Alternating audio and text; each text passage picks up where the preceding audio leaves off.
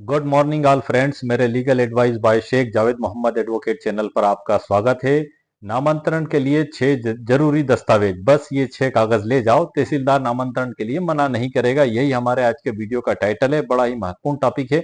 आज के इस वीडियो में नामांतरण के लिए साथ ले जाने के लिए 6 जरूरी दस्तावेजों की मैं आपको जानकारी दूंगा, जो नामांतरण करवाने के लिए बेहद जरूरी है। यदि आपने इन दस्तावेजों को अपने साथ में नहीं रखा तो आपके नामांतरण में बड़ी भारी समस्या या रुकावट आ सकती है।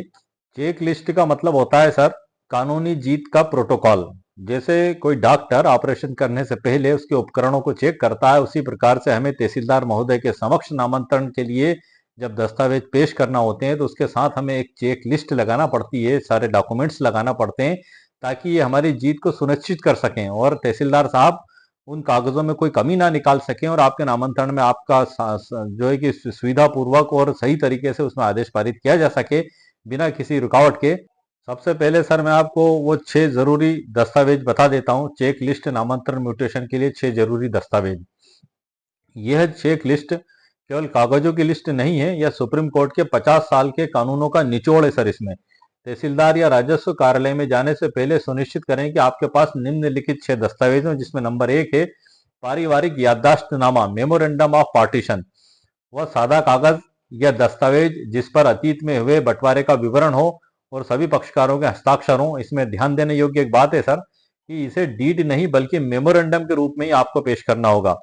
इसकी स्पेशल ड्राफ्टिंग इसी ई बुक पीडीएफ में मेरे द्वारा दे दी गई है और उस पर स्पेशल वीडियो भी बनाए जा चुके हैं मेरे ऊपर कि यदि अतीत में आपने पारिवारिक मौखिक बंटवारा किया है तो उसको लिखित रूप में किन किन कानूनी शर्तों को उसके अंदर लिखा जाएगा, उसके ऊपर स्पेशल वीडियो और स्पेशल ई बुक मेरे द्वारा बनाई जा चुकी है। ई बुक की लिंक उन्हीं वीडियो के नीचे डिस्क्रिप्शन बॉक्स में मौजूद है। और इस ई बुक पीडीएफ में भी, जिसमें से मैं आपको जानकारी दे रहा हूं, इसमें भी उस अतीत में हुए पारिवारिक बंटवारे नामे की कानूनी ड्राफ्ट मौजूद है, जिसके आधार पर तहसीलदार महोदय के समक्ष आप उसको लिखकर पेश कर सकते हैं और आपका नामांकन करवा सकते हैं। एक चीज होगी सर। दूसरी स्थिति हम देखते हैं सुप्रीम कोर्ट के 3 ऐतिहासिक फैसलों की कॉपी। नंबर 1 काले 1976, रोशन सिंह 1988 और रविंद्र कौर 2020। इन सब की डिटेल इस ई बुक पीडीएफ के अंदर सर मेरे द्वारा लिखी हुई है और उनकी सरल व्याख्या भी इसके अंदर मौजूद है। ये 3 जजमेंट सर आपको अपने पास रखना होंगे, क्योंकि ये लैंडमार्क जजमेंट है।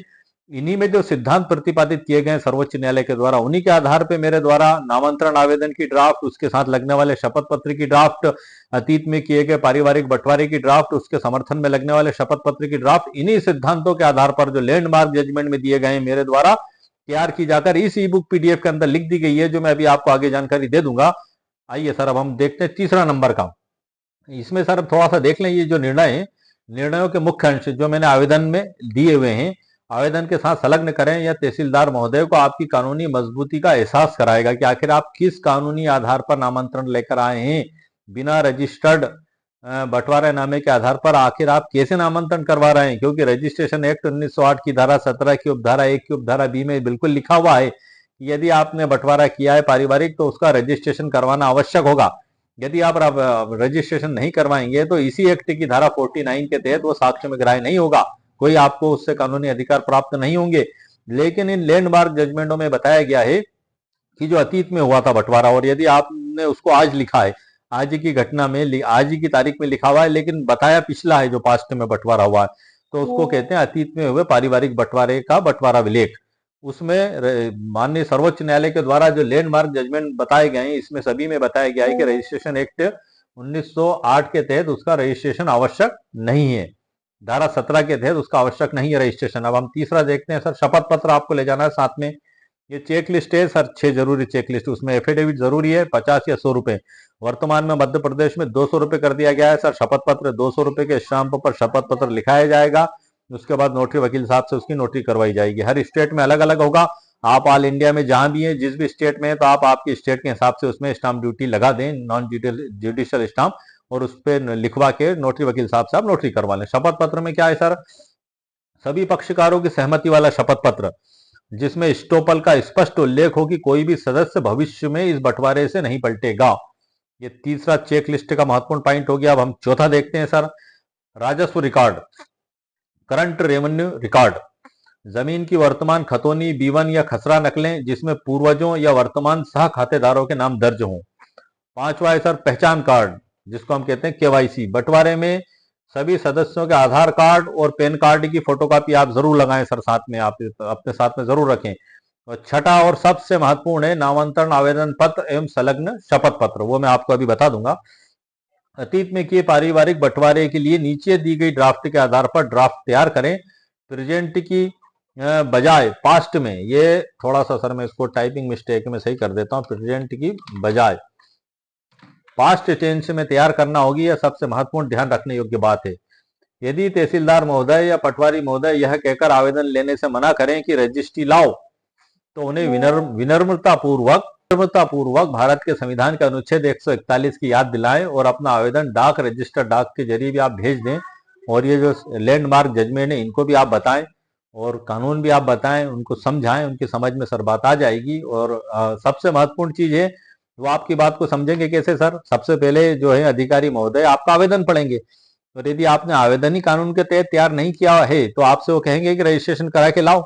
बिल्कुल वो सही कहेंगे, क्योंकि उनको क्या पता आप किस कानून के तहत लेकर आ रहे हैं, आपका बेसिक ग्राउंड क्या है। जो लैंडमार्क जजमेंट मैंने आपको बताया उनको थोड़ा ही पता है। तो इसलिए मैंने आइडियल ड्राफ्ट भी सर तैयार की, जो आप देख रहे हैं कंप्यूटर स्क्रीन पर। मैंने मेरे पिछले 4 वीडियो में लगातार इन ड्राफ्टों को सर मैं पढ़ के बता रहा हूं आपको। इस वीडियो में भी मैं शॉर्ट में आपको बता देता हूं, ये ई बुक पीडीएफ के अंदर मौजूद है।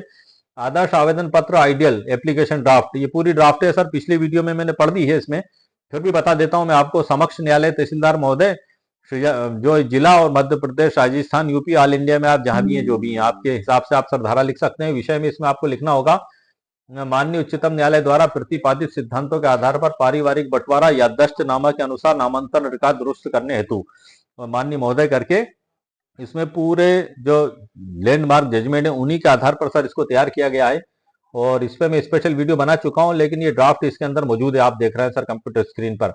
इसके साथ लगने वाला शपथ पत्र भी स्पेशल ही तरीके से तैयार होगा, उसकी भी ड्राफ्ट आप देन की ड्राफ्ट आपको ड्राफ्ट में ये कानूनी बातें जरूर लिखना है सर, जो मैंने इसके अंदर लिखी हुई हैं। और ये शपथ पत्र हो गया, और ये अतीत के मौखिक बंटवारे की याददाश्त पुष्टि पत्र की ड्राफ्ट हो गई सर, ये भी स्पेशल ही होगी सर तैयार। आपको इसमें जरा सी भी कानूनी चूक नहीं करना है, और महत्वपूर्ण चीजों का उल्लेख इसमें आपको जरूर करना है, जो इसमें मैंने पीडीएफ के अंदर किया हुआ है। साथ ही इसके साथ लगने वाला एफिडेविट की भी ड्राफ्ट सर इसमें दी गई है। और उसके बाद जो है कि शहरी क्षेत्र के लिए भी ये बनाया जा सकता है, उसकी भी ड्राफ्ट ई बुक पीडीएफ के अंदर मैंने दी है। शहरी क्षेत्र के लिए उसके साथ लगने वाले जो ड्राफ्टिंग है एफिडेविट की, वो भी सर इसमें दी गई है। उसके बाद फिर अध्याय 1 चालू होता है। कुल लगभग 22 अध्याय इस ई बुक पीडीएफ के अंदर दिए गए हैं। मैं आपको कुछ महत्वपूर्ण टिप्स इसमें और बता देता हूं जो मैंने इसके अंदर तैयार की हैं इन्हीं ड्राफ्टों के नीचे। ड्राफ्ट तो सर इसमें मौजूद है, और मैं एक ड्राफ्ट को पढ़ के बता देता हूं ताकि आपको एक अंदाजा हो जाएगा। मौखिक बंटवारे की याददाश्त पुष्टि पत्र, ये डिक्लेरेशन है, ये वो बंटवारा नामा है जो आपने 10-20 साल पहले आपके घर में बैठ के किया था आपके पूर्वजों ने, तो उसको आप आज की तारीख में लिख रहे हैं, तो ये उसकी ड्राफ्ट है सर। ये भी बड़ी महत्वपूर्ण है, इसमें कुछ महत्वपूर्ण पैरा मैं आपको पढ़ देता हूँ, और इसी के आधार पर आवेदन भी तैयार होगा। और आवेदन में भी इन सभी बातों का उल्लेख होगा जो मैंने इसमें लिख दिया है। मैं एक चीज आपको डिक्लेरेशन बता देता हूँ, ऊपर आपको लिखना है अतीत के मौखिक बंटवारे की याददाश्त पुष्टि पत्र, memorandum of past oral family partition, दिनांक, स्थान, पक्षकारों का विवरण, घोषणा और पुष्टि में आएगा डिक्लेरेशन ऑफ ट्रूथ।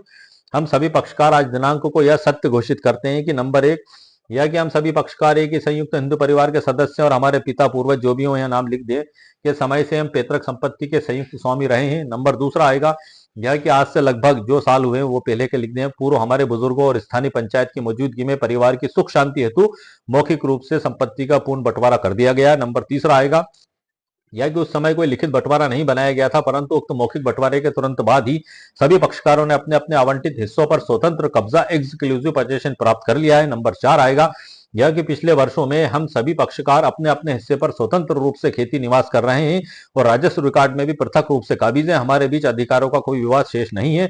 नंबर 5वां आएगा यह कि वर्तमान में भविष्य की स्पष्टता हेतु हम आज इस याददाश्त पत्र के माध्यम से उस अतीत में हुए मौखिक बंटवारे की पुष्टि कोष्टक में कंफर्मेशन कर रहे हैं।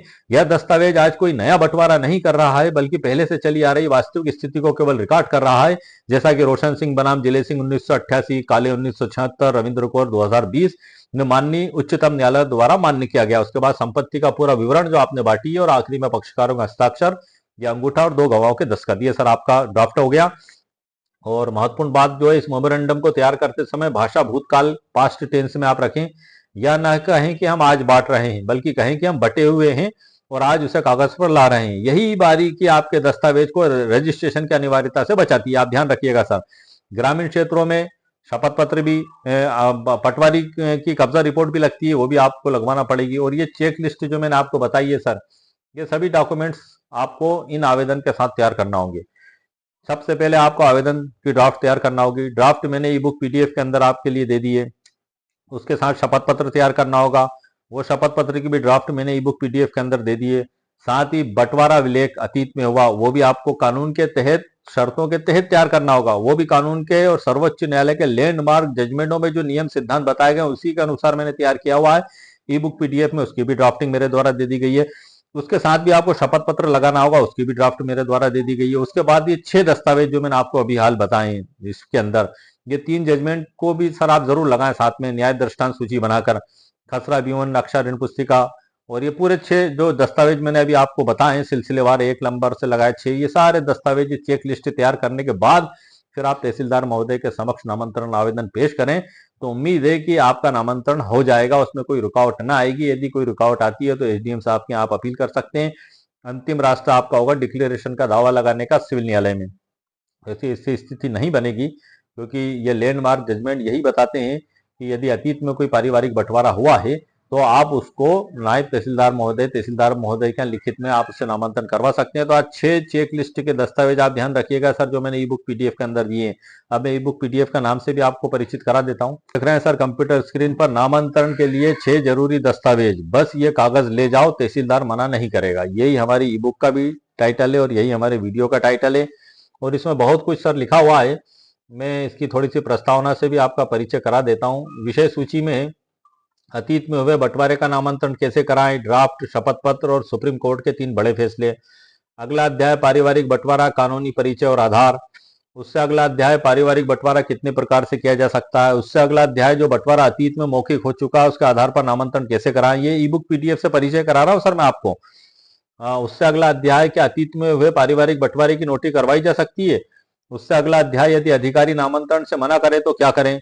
उससे अगला अध्याय क्या अतीत में हुए पारिवारिक बंटवारे की नोटरी करना गैर कानूनी है और नोटरी वकील के खिलाफ कार्रवाई की जा सकती है। कानून के तहत धाराओं के साथ लैंडमार्क जजमेंट के साथ इसमें जवाब दिया गया है। उससे अगला अध्याय क्या यह लैंडमार्क जजमेंट की श्रेणी में आता है, अगर हाँ तो क्यों भारत का सर्वोच्च न्यायालय रोशन सिंह और अन्य बनाम जिले सिंह, ये लैंडमार्क जजमेंट इसमें। उससे अगला बंटवारे के विभिन्न तरीके और संबंधित धाराएं, याददाश्त बंटवारानामा और लैंडमार्क जजमेंट। और विशेष अध्याय इसमें याददाश्तनामे की नोटरी सादे कागज की तुलना में फायदे, नामांतरण की व्यवहारिक प्रक्रिया। और ये सब मिला के तकरीबन 21 इसमें अध्याय हैं। और इसके बाद डिस्क्लेमर है सर, ये आपके निजी उपयोग के लिए, इसे आप किसी भी अदालत में पेश नहीं कर सकते, न ही सरकारी विभाग में।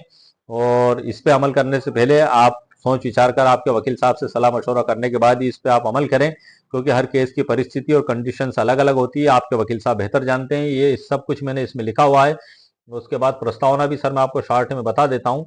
ये प्रस्तावना में सर मैंने कुछ बातें इसमें लिखी हैं कि अक्सर देखा गया है कि भारतीय परिवारों में प्रेम और विश्वास के कारण संपत्तियों का बंटवारा केवल जुबानी या सादे कागज पर कर लिया जाता है, लेकिन समय बीतने के साथ जैसे जैसे पीढ़ियां बदलती हैं वहीं आपसी विश्वास विवाद में बदल जाता है।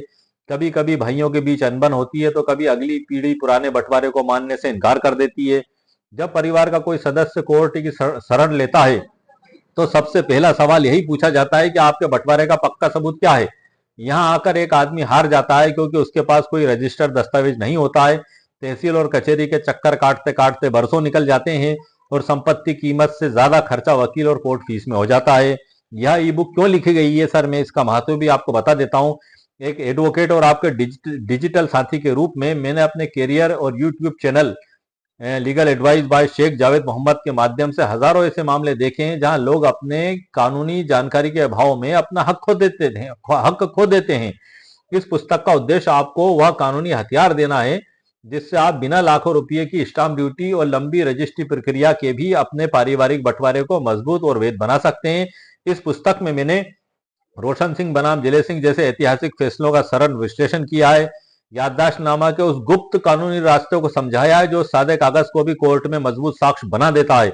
नोटरी के महत्व को उजागर किया है, जो आपकी संपत्ति के लिए बीमा का काम करती है। मेरा मानना है कि कानून की जानकारी ही आपकी सबसे बड़ी सुरक्षा है।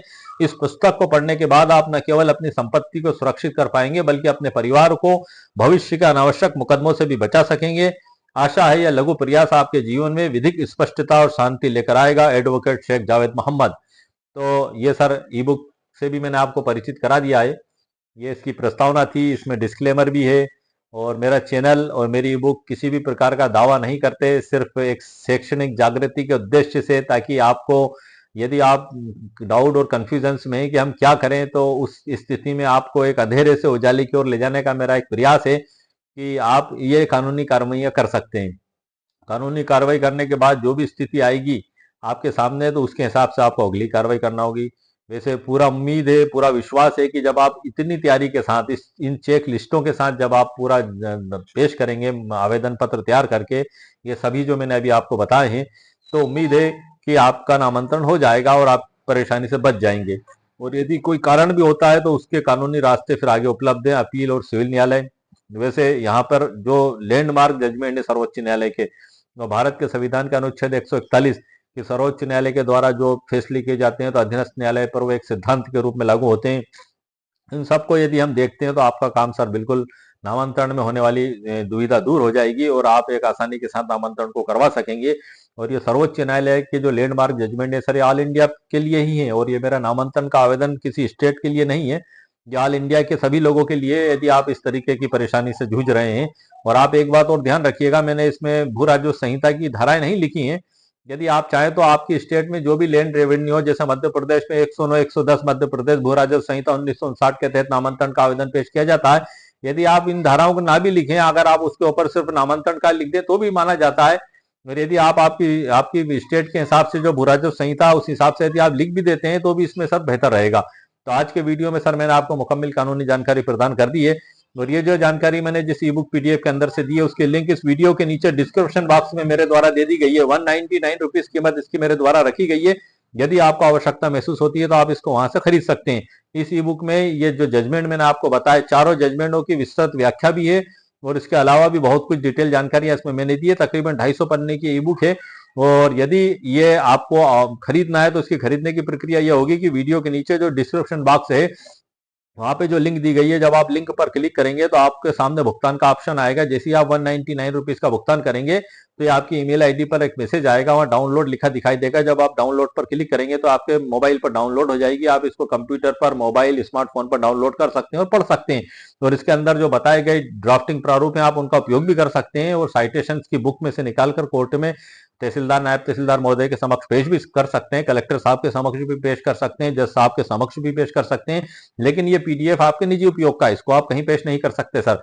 ये एक प्रॉब्लम सॉल्यूशन ई बुक पीडीएफ है सर। मैं प्रॉब्लम सॉल्यूशन पीडीएफ बनाता हूं आप लोगों के लिए, जो आपकी समस्या का समाधान कर सके। इसमें विभिन्न कानूनों का समावेश है, जैसे कि कानून, सर्वोच्च न्यायालय के फैसले, सरल व्याख्या। ये आपको किसी भी बुक में नहीं मिलना है सर। ये एक अनुभव के आधार पर कलेक्शन है आप लोगों की प्रॉब्लम को दूर करने का एक प्रयास है, कोशिश है, जो सभी कुछ मैंने इस पीडीएफ के अंदर शामिल किया है। उसके लिंक भी वीडियो के नीचे दे दिए। तो उम्मीद है आपको मेरा वीडियो पसंद आया होगा। मेरे वीडियो को लाइक भी करें, शेयर भी करें और सब्सक्राइब भी करें। ओके, शुक्रिया, थैंक यू सर।